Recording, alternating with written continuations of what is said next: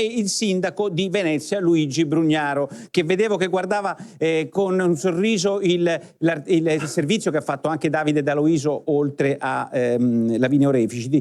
Sindaco, le voglio subito chiedere una cosa: è vero che avete precluso, la città è stata chiusa ai turisti, c'è stata una Venezia in tilt?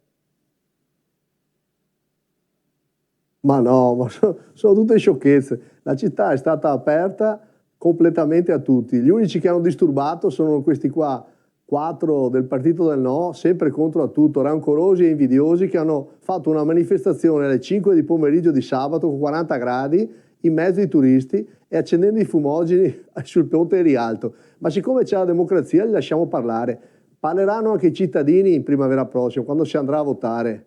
E questo è il partito del no, con un PD silente, silenzioso, a non dire niente, e questi sono riusciti a fare proprio la barzelletta, penso, del secolo, la manifestazione contro un matrimonio. Io il partito del no l'avevo visto su tutto, ma contro un matrimonio mi mancava. Perché secondo lei, oltre alle persone che hanno manifestato, c'è diciamo una linea editoriale di intellettuali scandalizzata da questo matrimonio, che penso che non sia il primo matrimonio VIP che avvenga a Venezia negli ultimi 2000 anni? Diciamo 1500. Ma perché l'Italia deve decidere se vuole l'Italia deve decidere se vuole il partito del no o il partito del lavoro. Dobbiamo decidere se l'Italia è un paese che vuole progredire, vuol mettersi assolutamente in rapporto con gli altri stati europei, o se vogliamo invece avere questa deriva grillino sinistroide estremista, su cui tutto il centro-sinistra è il campo allargato, il campo largo. Se questo è il campo largo, capiscano i cittadini dove ci portano sta gente qua. Devono stare insieme, devono protestare per forza contro qualcuno. Ma io dico, ma se devi fare le proteste contro Belso, andrai davanti alle fabbriche sue, ma vieni il giorno del matrimonio. Tra l'altro hanno prenotato 3 alberghi, ne abbiamo più di 100 a Venezia. Secondo voi abbiamo un problema a Venezia con 10 milioni di persone di gestire 250 ospiti?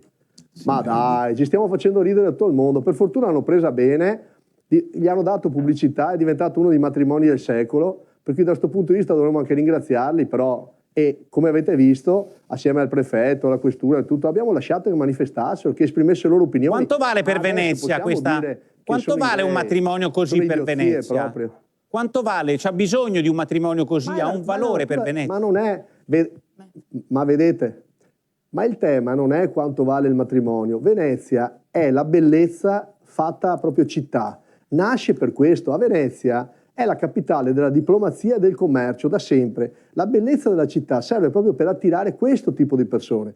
In questo momento sono venuti con la loro privacy a vivere un momento di felicità e noi gli auguriamo di tutto cuore, la città ufficialmente gli augura di tutto il cuore grande felicità per loro e i loro amici nella vita.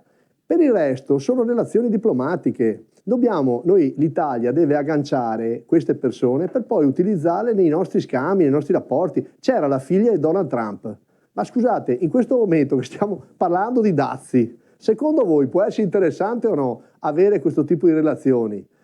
C'è qualcuno che capisce, per fortuna la stragrande maggioranza degli italiani, e qualcuno che fa finta di non capire e utilizza tutte le vetrine del mondo per fare proteste, per metterci in evidenza, perché sono personalismi. Venezia è anche questo, la democrazia ha anche questo costo, i cittadini poi vanno a votare e decideranno loro cosa è meglio fare. Grazie Brugnaro, grazie Brugnaro.